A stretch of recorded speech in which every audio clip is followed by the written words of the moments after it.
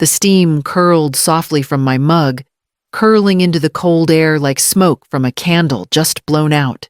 A blue jay landed on the railing and looked at me like we were sharing the morning. For a moment, I was exactly where I wanted to be, alone, quiet, settled. Then the phone rang. I didn't recognize the number at first, but the tone on the other end was unmistakable. "I'm dropping the kids off at 8, Valeria said. No hello, no pause. "I'm going to Greece." "You're retired. You've got nothing else to do." I blinked, unsure I'd heard her right. Before I could say anything, she rattled off details like she was placing a takeout order. "No peanuts for Ava. Oliver's screen time maxes out at 2 hours. Clara's got a sleepwalking thing, just lock her door if she gets weird." A click. Then silence.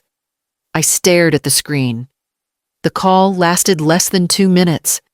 My coffee had gone cold. The J had flown off. I reached for the folded train ticket confirmation still sitting under the sugar jar. My trip north, 3 weeks along the Pacific coastline, a gift to myself after 4 decades on pediatric night shifts.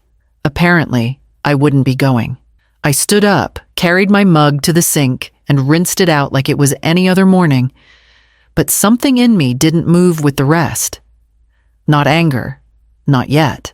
Just a tightness in my chest that felt too old to be shock and too familiar to be grief.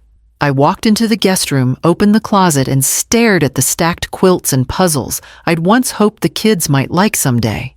I hadn't been invited to Clara's last birthday. I hadn't seen Ava since Easter, and now they were coming not for me, but because I was the one left standing. I walked back outside, sat down, and watched the sky shift into daylight. My phone buzzed again. This time, I didn't pick up. At 7:58 a.m., tires squealed against my gravel drive.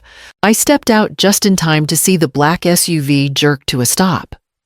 Valeria didn't park properly, just let the engine idle, as the back doors flung open and 3 kids spilled out like laundry, dumped in a rush. The littlest one, Ava, was already crying.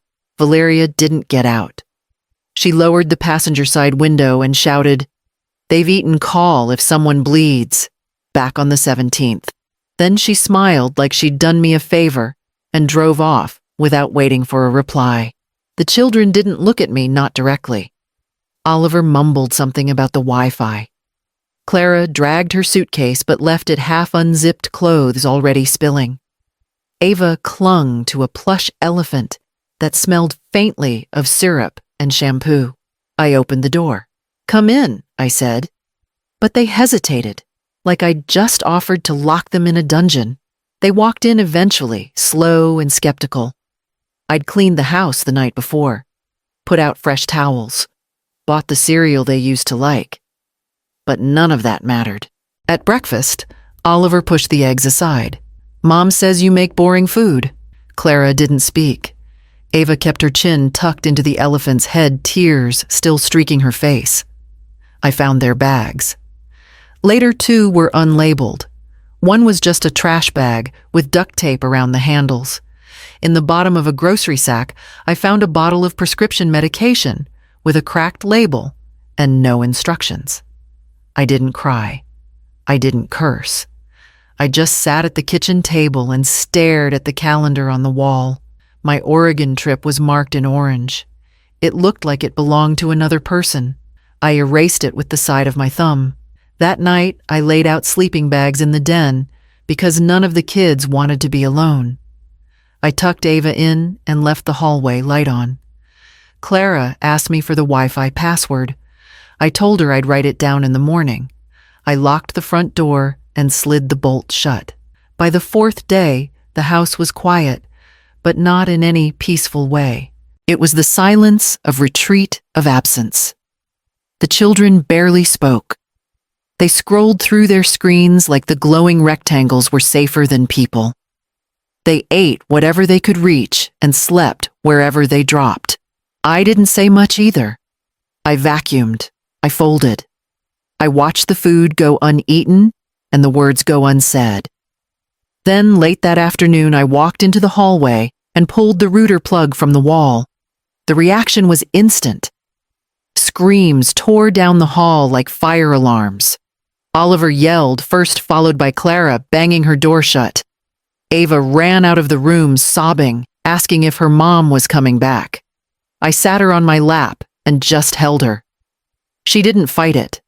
Still, Valeria hadn't texted. Not a single check-in. By dinner, the tantrums had faded into sulking. I made pasta. Clara picked at hers with a spoon. Oliver asked if I was trying to poison them. Ava fell asleep at the table. After I put her to bed, I dialed Leo's number. He answered on the third ring. I could hear traffic in the background. She needed a break, he said, before I even got a word in. Don't make this a thing, Mom. I didn't yell. I didn't even ask why he thought this was my responsibility. I just sat there, holding the phone, while he filled the silence with excuses, then let him hang up, without a goodbye. I stayed at the kitchen table a long while. The hum of the fridge was the only sound left. Later that night, I went into the garage. The overhead light buzzed faintly as I opened the old filing cabinet. Dust puffed from the folders as I flipped through them. Toward the back, behind taxes and birth certificates, was a red-labeled folder, title Sonoma Property. I brought it inside and laid it on the dining room table. I didn't open it. Not yet. Just let it sit there in plain sight, beside a bowl of untouched fruit. I was reaching under the couch for a missing sock when my hand brushed something stiff and folded. I tugged it free, a sheet of paper crumpled at the edges, with Valeria's name typed neatly at the top. It was her travel itinerary. One way. Santorini. No return listed. I smoothed it flat on the coffee table. At the bottom was a note, auto forward mail to new address after Sector 5. I stood there for a while, holding the page like it might explain itself. Then I went to the kitchen drawer, pulled out the folder Valeria had left behind, labeled School Stuff, and flipped through until I found the documents. There it was, Leo's signature on school transfer forms for all 3 children. He hadn't just agreed to leave them here. He'd helped plan the handoff. I wasn't the stopgap. I was the disposal bin. I called Lupe. We hadn't spoken much since her last move to Sacramento, but she'd worked in social services long enough to know when something didn't feel right.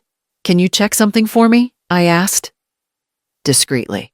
She didn't ask why. She just said, send me what you've got. I scanned the itinerary, the transfers. Photos of the kids asleep in sleeping bags. Ava's scattered meds. By evening, I had pulled out my own files, bank statements, tax forms, mortgage history. One by one, I started seeing patterns. My name on accounts I didn't remember opening.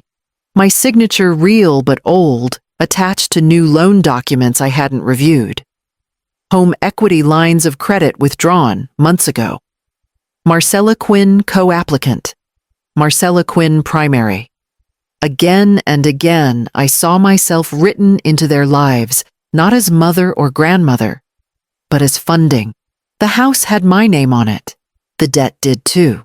I laid the papers across the kitchen table side by side until they covered the wood completely. Clara wandered in for a snack, paused at the sight, and backed out again without saying a word. I left the papers there overnight. It was almost 9 when I heard the knock. Not urgent. Just soft and deliberate. Clara stood there barefoot, holding her elbows, like they might float away. Do you really like being alone? She asked. I leaned against the doorframe. Some days, I said. Some days it's the best sound in the world. She nodded, like she understood even if she didn't. I stepped aside so she could come in, but she just hovered there, eyes scanning the books on my shelf. The blanket folded on the chair, the photo of Leo on the dresser. Back when he was her age. Later, while I was slicing apples, she sat at the table and spoke quietly. Mom says you're the spare, she said. Like a backup plan. I didn't ask what that meant.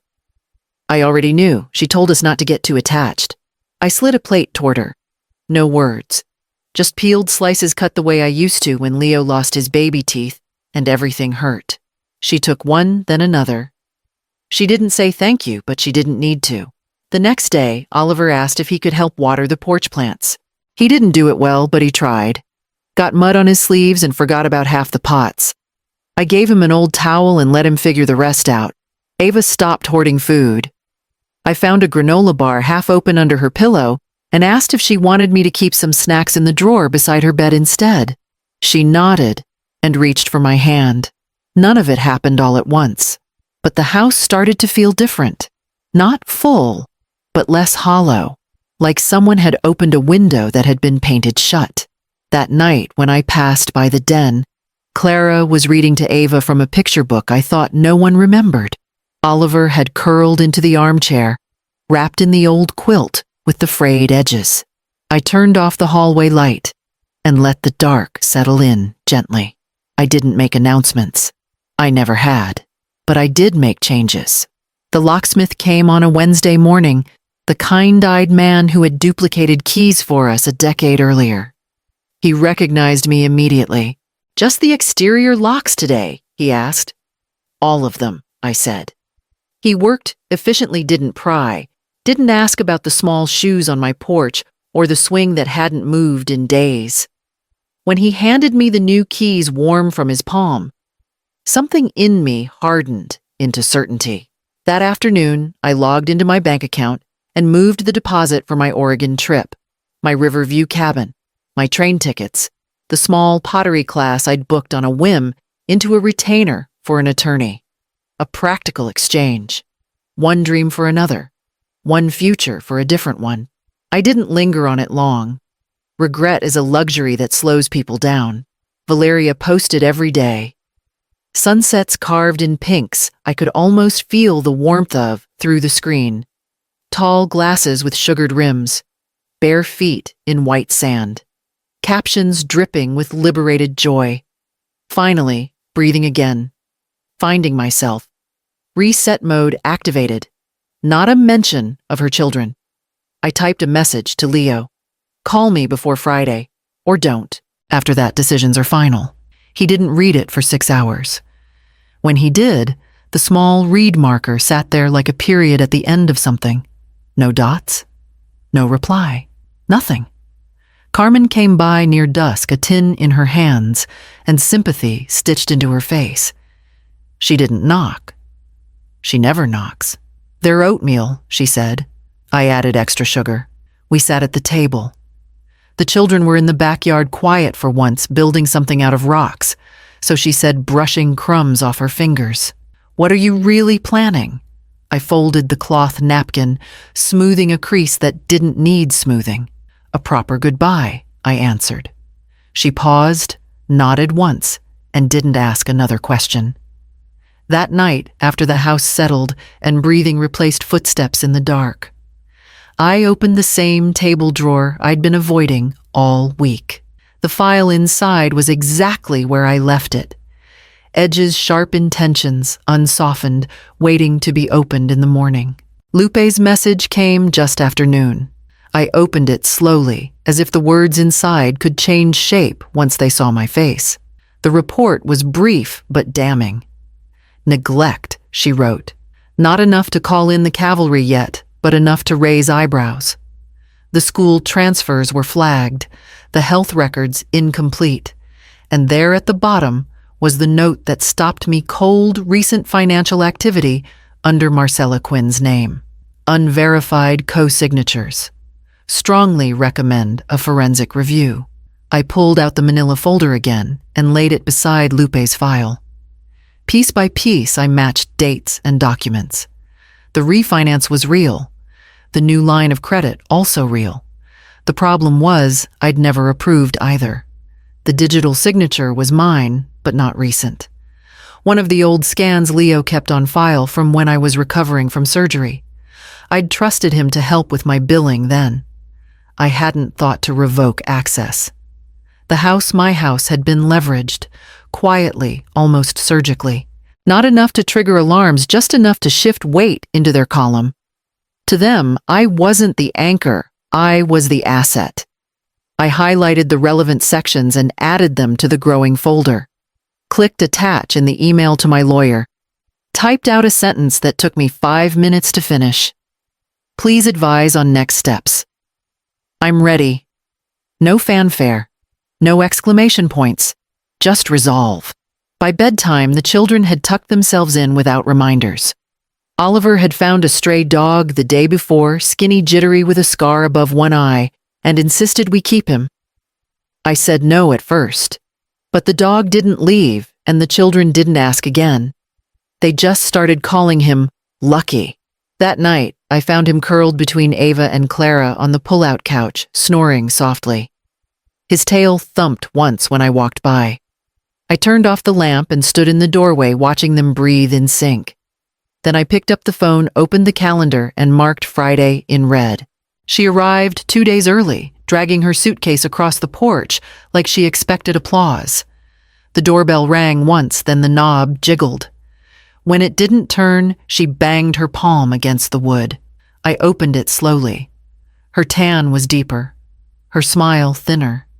She breezed past me with a half laugh. "You didn't answer my texts," she said, brushing sand from her shirt. "I came back early to make sure everything was fine." She dropped her keys into the bowl by the door like she lived here. Her eyes scanned the living room, narrowed at the folded blankets on the couch, then moved to the kitchen. "Where are the kids' tablets?" she asked, opening the fridge and frowning at the leftover lentil soup. "They usually watch something by now." I didn't answer. Instead, I walked to the counter and picked up the envelope I'd prepared the night before. Custody petition, financial records, Lupe's summary, and a letter from my lawyer, plain and direct. No emotions, just law. I handed it to her. She took it confused, then opened it and flipped through the pages. Her face didn't drop. Valeria never dropped her face, but her jaw twitched. Her fingers tightened around the edge of the paper.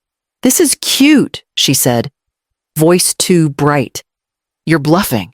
You wouldn't actually do this." I walked away. In the next room, Clara looked up from the floor where she was coloring. She must have heard the whole thing. "We're staying," she said simply. Her hand rested on Lucky's back, steady and certain. Valeria followed me into the hallway. "Marcella, you're being emotional. Let's sit down and talk this through like adults. You've had your little moment now. Let's be reasonable." I didn't slow down. I picked up the laundry basket, carried it to the washer, and began loading clothes that weren't mine, but no longer felt like charity. Behind me, I heard the envelope hit the floor. Not with a slap, just a soft, defeated slide. She didn't pick it up. He came just after dark headlights off, as if sneaking into his own past might soften the edges. I was in the kitchen rinsing dishes when I heard the car door followed by the slow crunch of his shoes on the gravel. When I opened the door, Leo looked older than I remembered. Not in years, but in weight. Eyes bloodshot, jaw tight. He didn't yell. He didn't even raise his voice. "Mom," he said, hands buried in his jacket pockets. "Don't do this." I waited. She messed up. "Yeah, but the kids need both of us. Both of us." That word echoed. I motioned for him to come inside. We sat across from each other at the dining table where Lucky had fallen asleep under Clara's chair just hours earlier. I pulled out 2 photographs I'd placed there earlier that day. One was of Leo at 5, standing in the backyard with a popsicle melting down his wrist.